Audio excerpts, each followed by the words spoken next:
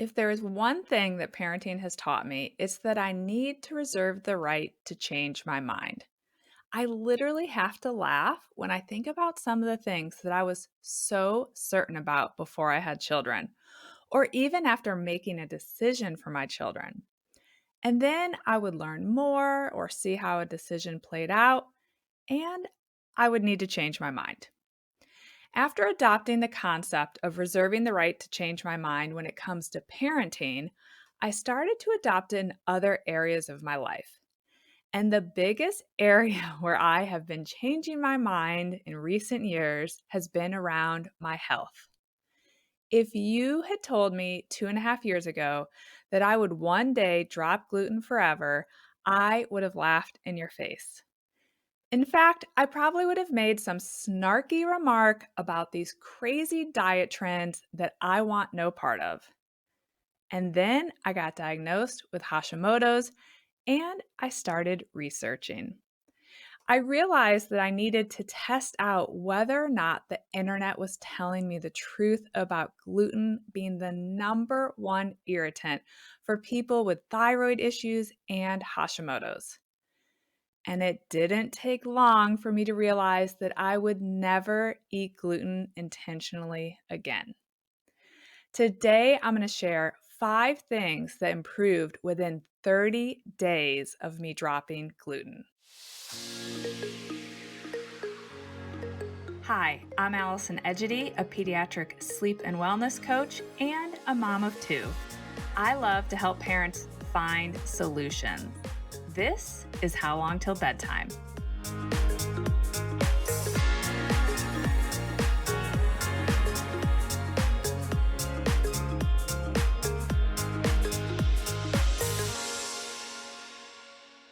If you're not currently gluten free and you're still listening, I suspect that you're a curious person. And I love that about my audience because my curiosity has allowed me to reserve the right to change my mind on a variety of things. And I'm so grateful for that. I just want to be clear that I am not trying to change your mind on gluten today. I know that there are many people whose bodies can tolerate gluten, and if I'm being honest, I'm jealous of them. But I also know that I thought I was tolerating gluten until I realized that my poor body had been trying to tell me in many ways that it didn't like gluten, and I just wasn't listening or hearing it.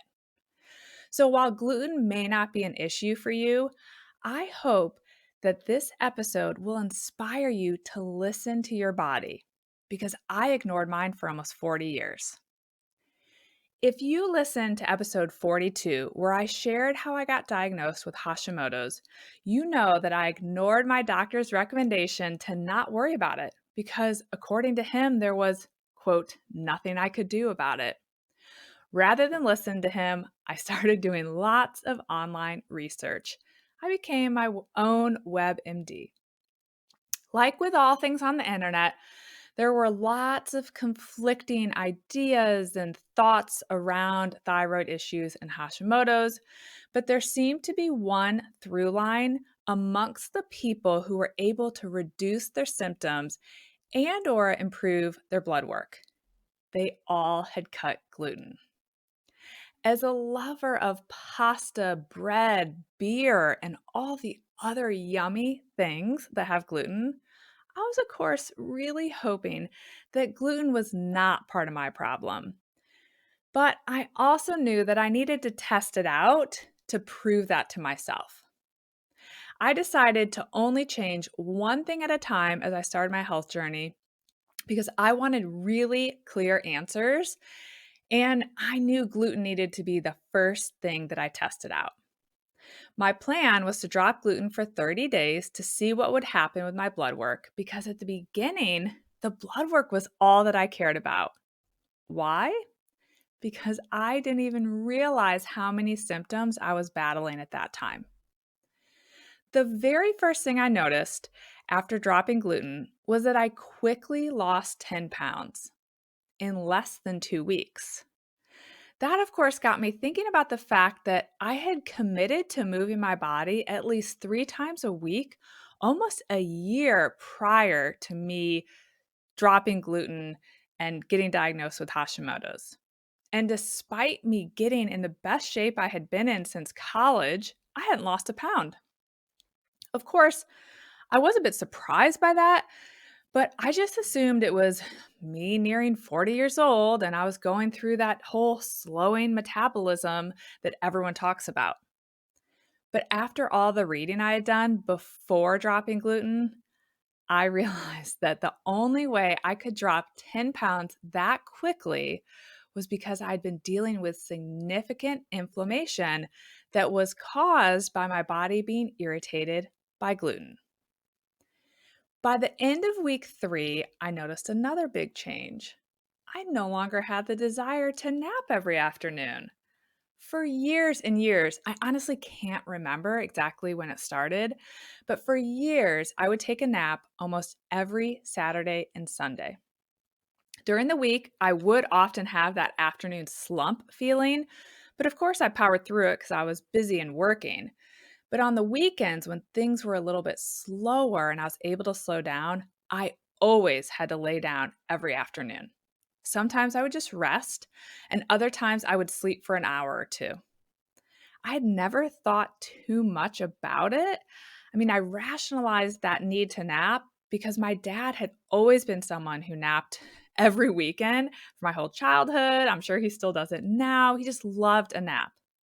And I was a mom of 2 young children who worked full time. I mean, aren't all moms tired?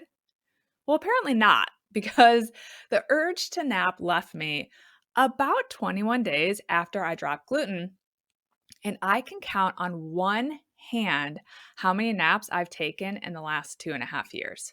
And they were all needed because I had not gotten enough sleep the night before or I had traveled. I had a really clear link to why I needed a nap those handful of times. But even typically, when I would not get enough sleep or be thrown off, without having gluten in my diet, I could power through without feeling like I needed to nap. To suddenly not have that urge to nap or to feel that afternoon slump, which I very rarely feel at this point, it was life changing. That's when I really started to think, oh no, I might not ever eat gluten again. The third thing I noticed as the end of the month approached was that my joint pain was virtually gone. If you listen to episode 17, where I talked about finding a fitness routine that stuck, I shared that I had significant joint pain when I first committed to moving my body 3 days per week. Everything would hurt from time to time. But the constants were my right knee that I'd had reconstructed, my left shoulder that flared up during my pregnancy with Addison, my left hip that had previously been injured in high school, and both of my ankles. Of course, I had injured everything. I mean, I had sprained those ankles multiple times and had that knee reconstructed and had an injury to that hip. And that shoulder was slightly unexplained, but it came up during my pregnancy. And so I had all these reasons that I was able to chalk up that discomfort and really irritating discomfort to old injuries. That's just what happens. You injure things and you have maybe early arthritis or those aches and pains. They just never really go away if you re aggravate them. And I just resigned myself to the fact that I wouldn't ever really work out super hard again. My days of sprinting were long behind me. And any 5Ks I wanted to do would be what I like to call walk a jogs because my joints hurt too much for me to run 3 consecutive miles. But as the month with no gluten went on, I realized that my aches and pains had pretty much gone away. By the end of the month, I started dabbling in HIIT Peloton classes that involved a good amount of sprinting. And I could run 3 consecutive miles around my hilly neighborhood with no swelling or joint pain afterwards. Holy smokes! What a great feeling that was. And I was able to take my workouts to the next level, which made the old athlete in me very happy. Oh my gosh, guys, it was starting to really sink in that my body had been dealing with a lot of inflammation, and I had been full of what seemed like rational explanations, but they were all wrong. The fourth change that I noticed was a significant reduction in my anxiety. For most of my adult life, I had been prone to waking in the middle of the night and worrying about things or thinking through things. When I was an investment banker, I remember how much I would wake up in the middle of the night and think about deals we were structuring and all the different ways we could go about it and thinking about what could go wrong if we structured it this way. I had to put the old, I think it's called a dictating machine. I remember complaining to my dad about it, and he gave me one of his old dictating machines where you could talk into it. And he would tell me, okay, when you wake up and you start running through all these things in your head that you have to do for that deal, just put it in the dictating machine so that your brain can kind of quiet down and go back to sleep. So I have lots of memories of recording into that little thing. And when I was a fundraiser, I would think about an email that I hadn't sent or responded to, or a call that I needed to make, or how we could structure a gift that a donor wanted to do. I was constantly thinking about the things that had to get done and how I could have done it better or things we could do differently. And once I became a parent, oh gosh, my mind could race in a circle on any number of things. I don't even think I need to give you guys examples because I'm sure you get it. Anything could set me off into wondering what was going to happen if my kids did this. What if this happened? What if this happened? Oh, I shouldn't have done that this way. I could just run in circles.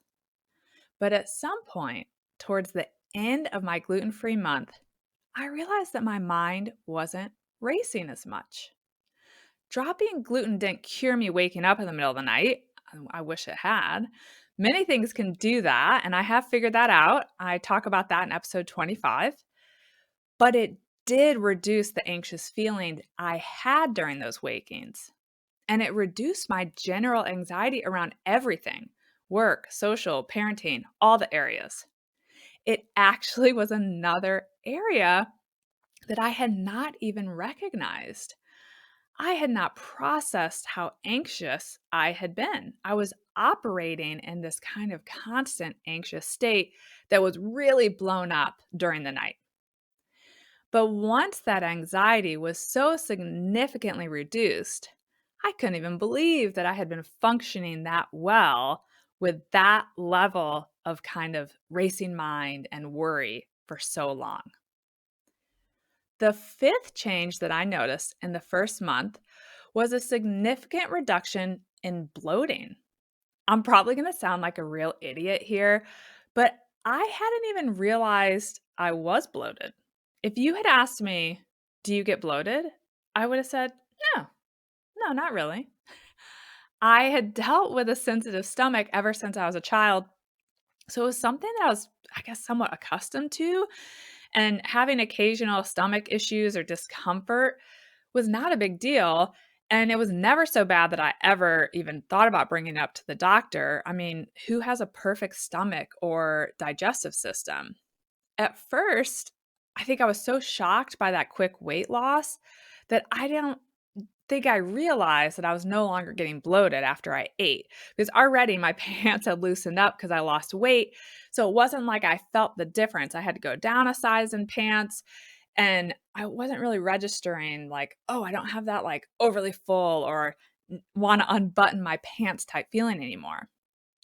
But when I did finally test eating gluten again to see what would happen, the bloating came along with the achy body and the anxiety, and it made me realize that I had been getting bloated when I would eat, and my stomach/digestive issues were basically gone. So after I ate gluten, I suddenly had that, oh, I might need to unbutton my pants feeling that I guess had been fairly constant before because I hadn't really thought much of it. And let me tell you guys, it's kind of awesome to eat and not deal with bloating. It was once again one of those things that I just hadn't really been paying attention to or realized that it was really happening until it was gone.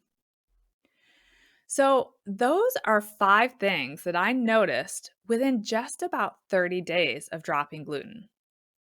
As I just mentioned, I did test eating gluten to see what would happen. And within hours, I knew that I was officially done with gluten. I woke up during the night feeling anxious, bloated, and very achy and uncomfortable. And of course, I've had some accidental run ins with gluten over the last couple of years, and I've had that same reaction. The only thing I can compare my reaction to is what it would feel like for me when I have one drink too many. I struggle to sleep, I can't get comfortable because my body's achy and I feel anxious. So, as crazy as it sounds, after 30 days, I felt pretty darn content with my decision to move forward being gluten free. Obviously, my body can't tolerate gluten well, and I'm actually happier without it. And in case you're wondering, yes, my blood work did improve after those initial 30 days. Since learning that I can't tolerate gluten, I've experimented with removing all sorts of things from my diet because now I'm very curious what else irritates me or what else helps my body thrive. And I certainly now know that my body thrives with minimal dairy and with minimal processed foods. But nothing, I mean nothing, negatively affects me like gluten does. So that is my gluten story.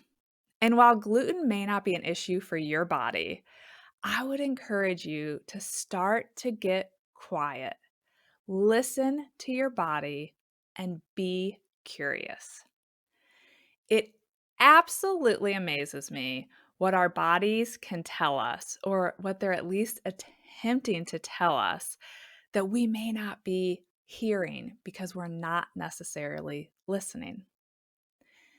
Thanks again for joining me this week. Come back again next week. Bye for now. Thank you for listening to How Long Till Bedtime. To learn how we can work together to improve your child's sleep, please visit sleepandwellnesscoach.com.